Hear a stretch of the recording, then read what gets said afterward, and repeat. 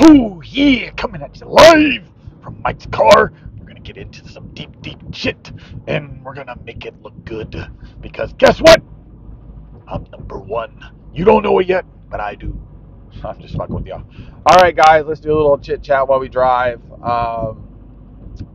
There's a lot of just like random weird crap going on in the hobby right now with people, I guess, trying to come up with stuff to really talk about. And there's things that are very prevalent. Guy with the name of EDI Sports Cards had a good video yesterday. He was kind of busting on AIH a bit, and I understand why. It makes perfect sense, why some people would see AIH's channel, watch some of it, and go, "How do people, or why do people subscribe to that?" And it's just due to the fact that he did so much, not negative, but I guess it would probably be negative termed substance or whatever. You're trying to tell on people, you're making a bigger deal out of things than they should be. You're also trying to bring awareness of some sort, but in a negative sense, I guess, and just try to fuel off of the haters, being your subscribers, and the controversy, I guess, would be the best way to do it. Very much like Sports Card Radio, with the controversy, and bringing stuff and putting it out there in a negative slash sarcastic way, I guess is the best way to say it. But Sports Card Radio has even changed a little bit. They've kind of shifted a bit of what they're doing. Now they'll obviously jump right back into the reactionary type stuff, to where they're making fun of somebody, poking fun, getting personal to a certain point. And that's what they do. That's their content, and it's entertaining. That's why people subscribe to that type of stuff. But people are, Jeff's gonna be the person everybody picks on for the most part, because he's pretty much one of the biggest people in our space. So he's gonna be a target no matter what he does. But I do like the fact that for the most part they go after Jeff and not the guys that work for him. I don't think that would be very cool. I think they do a great job, and they're evolving. I think he's in this for the long haul with the hobby. I think this helps him write off things that he enjoys, and why not? That's what you should do. So I mean, Sports Card Radio likes to throw stupid stuff out, and try and get people in legal action trouble, but they do business stuff too, and they do stuff, if you probably dug into it, that you could find would be something you go, well, that's not cool. It is what it is. So just move on. But EDI's video the other day, he also talked about crypto. He also talked about fractional, and I think he did a really good job. Very accurate, very realistic. There is a side of me that also understands that there is a long distance future of digital that'll happen, and at some point that will have a heavier hold on the hobby, especially possibly with the newer generation. But I don't really know how that's going to work. Harry's everywhere. That Macho Man look. I'll keep it down for y'all though. But the other thing is, Flippin' Steve put out a video of just some of the guys that talk about how it was because of a certain video with a kid in it, and then talking about hustling and being able to make money. It's extremely hard to make money flipping cards. Extremely hard. And some of these guys that have been doing it for a while, they made all their money during the pandemic. Like their bulk of change that they're still running around with is through the pandemic. I mean, I know somebody that made a lot of money during the pandemic. They have no money anymore. All that sports card money that they had, poof, it's gone, because things changed, and you couldn't flip as quick as you could. You couldn't open to grade and sell high for the same amount of money you were before. The hobby's changed, and you're trying to figure out what's the next wave, and everything looks like it's lower in right now. The really moving items are your bargain bin boxes and your sub $200 cards. Because even when I'm on eBay, I don't want to spend $250 on a card. That's in my head. I start thinking that's a quarter of $1,000. I don't want to do that. You start thinking the next charge up, in your brain, and you're like, is this worth it? And it's like, and then maybe it sells for $240, and you're willing to pay $250. So then you're technically would have overpaid what the current value of the card is. Now, if it's something you really like, it's for you. You don't care and it's your money, buy it. That's what you should be doing. But at the end of the day, there's so much stuff out there, and I'm the type of guy that if I want a certain autograph relic card, I want the best one I can afford in a price range. And if I get to upgrade later, I'll upgrade later. A lot of the cards I've been buying lately are just singles. I haven't been hardly ripping anything open. I think I've been ripping stuff that's only at my house already. Other than that, I haven't been buying any new of the retail at all. Very tempting because every day I go there and it's fully stocked. I know when it's stocking. I see the pictures of what's coming in, and I don't want to buy any of it. There's no value. They've watered down a lot of it, and the opportunity is becoming less and less, and the cost is still really high. Blaster box should not be $30. Okay, 25, fine. $30, no. That's when you start really. I'm drawing the line.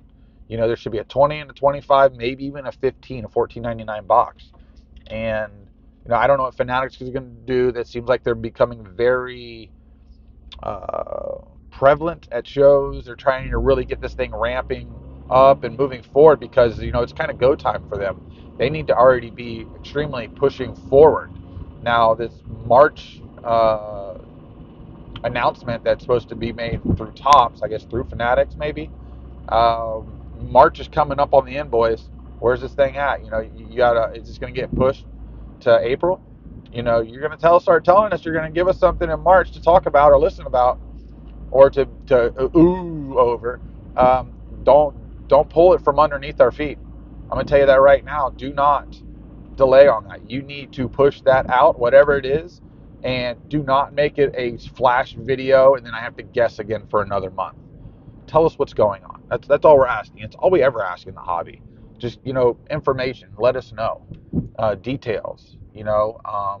Product that's very interesting that came out recently is the Disney Phantom by Kawawawa. I don't know how to say it, so I'm not saying it right. Just type in Disney Phantom 2023 on eBay, and it's basically Disney did Prism cards in Disney. They have die cuts. They have numbered parallels. But what's nice about the numbered parallels is each insert has a certain number, and that's it. There's no variation of the insert. Now, there's a variation of the base card, including a black 1 of 1 that I've seen. There is also a gold numbered to 10. And I think I've seen one other card numbered to like 49. Otherwise, it's numbered to 100, 199. There's zodiac signs numbered to 666. But it was just funny because Disney did Prism better than Prism. And this is the first release of this. They're not cheap at all, especially the inserts. They're hundreds of dollars. They have autograph cards, which obviously aren't really autographed by a character because they can't, but it's like their signature at the bottom of the card. There's case hits, but we don't know the odds on the cards right now, from what I know, even though the other day someone did put a 1 in 500 on an autograph card, so 1 in 500 packs. Now, there's only 10 packs in a box, and each pack has 5 cards. This is very interesting. The other thing that's coming out later this year, I think it's in August, is Disney is dropping a Pokemon-style card game, and it already looks like very Pokemon-ish with the way it's built. And that's another really weird name because all this is coming out in Japan. So it has to make its way over here. So, we're used to all our product coming over here, and Japan has to go get it, or China. Now it's the opposite. We have to go get it. So we get to feel that thing. And people are doing breaks on these things. And if you like Disney, you can just kind of go after characters. I don't know if they're going to come out with a series 2 of this later because I saw that they were missing some characters that would be beneficial on the set. They didn't make a Jack Sparrow card. That drives me nuts because there's 4 other Pirates of the Caribbean characters. I would have loved that. But you make a Jack Sparrow card and you're going to light me up. But it's just interesting that I've watched another company mimic. They're mimicking 2 companies now. They're mimicking the company that does Pokemon, and they're mimicking basically Panini's Prism.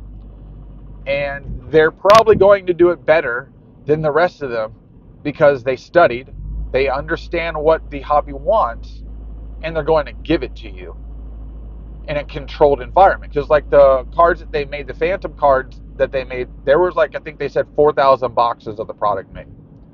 All right, that's not a lot. I mean, there's 4,000 of one brand of something that comes into my Target through 3 months, probably, of stupid retail. So it's a limited product. It's sold out. It's already on darn near doubled on the secondary market for a box.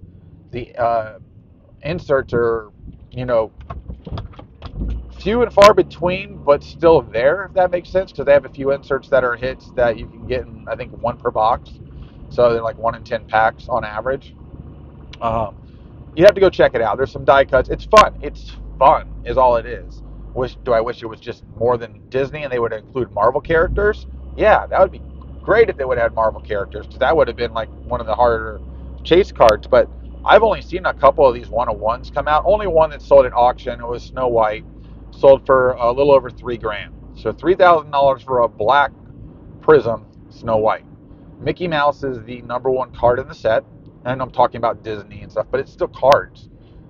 It's still things people chase to make money, enjoy. Like, I bought a few of these cards already on eBay because they're stuff I enjoy watching. You know, I like the movie Moana, and so I bought the Moana. What's it called? Celebrations? No, it's something where they're reunited or whatever. But you'd have to go look at it. But again, it's just funny because they're doing it better, and it's something new in the hobby, and it's interesting, and it's drawing a buzz. Now, if you go and look up the Mickey Mouse, which was a promo card last year for their game that's coming out this year, those things sell for thousands of dollars. Like, the raw ones are almost $1,000 for just that Mickey Mouse card, and that was a giveaway for a promo. So it's just interesting to see somebody already doing it better. Hopefully, Fanatics is paying attention to this. I would like more product like that geared towards specific, maybe movies or other genres. I think that would be fun. I mean, there's stuff I've thought about very much like this before, not necessarily in Prism, but more. We always assume National Treasures are flawless because we'd like celebrity style on card autographs, which the odds are it's going to be a sticker. But at least if they imprinted the sticker underneath, it wouldn't be so bad. I'm just kind of rambling here, but um, let me know what you're doing. I'm picking up singles on eBay. I mean, for the price that I can buy, I bought 4 cards the other day, and I'll show them when they come in.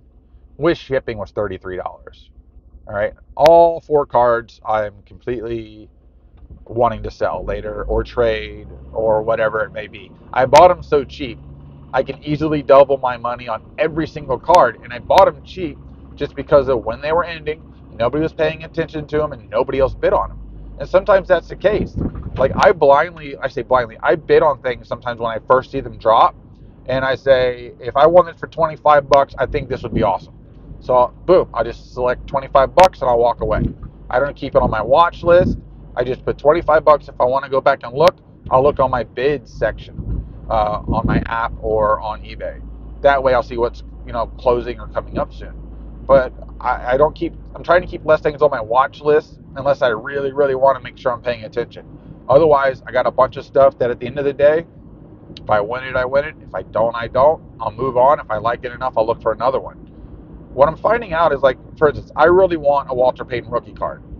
I really want a Wayne Gretzky rookie card. And the Walter Payton's not overly crazy. Jim Brown rookie card, another one.